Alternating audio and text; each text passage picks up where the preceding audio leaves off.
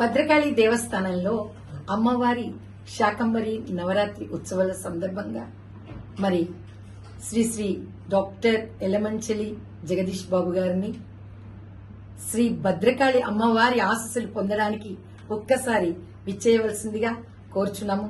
అదేవిధంగా అమ్మవారి మాడ వీధులు త్వరలో ప్రారంభం కాబోతున్నాయి.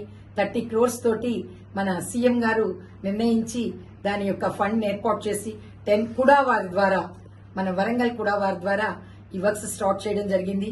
ఆల్రెడీ వర్క్స్ జరుగుతున్నాయి కనుక తమరు ఈ యొక్క దేవాలయానికి విచ్చేసి మరి అమ్మవారిని దర్శించుకొని అమ్మవారి కృపకు పాత్రలు కావాల్సిందిగా కోరుచున్నాం. భద్రకాళి దేవస్థానంలో అమ్మవారి శాకంబరి నవరాత్రి ఉత్సవాల సందర్భంగా మరి శ్రీ శ్రీ డాక్టర్ ఎలమంచలి జగదీష్ బాబు గారిని శ్రీ భద్రకాళి అమ్మవారి ఆశీస్సులు పొందడానికి ఒక్కసారి విచ్చేయవలసిందిగా కోరుచున్నాము.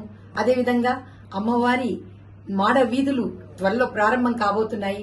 30 crores తోటి మన సీఎం గారు నిర్ణయించి దాని యొక్క ఫండ్ ఏర్పాటు చేసి 10 కూడా వారి ద్వారా మన వరంగల్ కూడా వారి ద్వారా ఈ వర్క్స్ స్టార్ట్ చేయడం జరిగింది.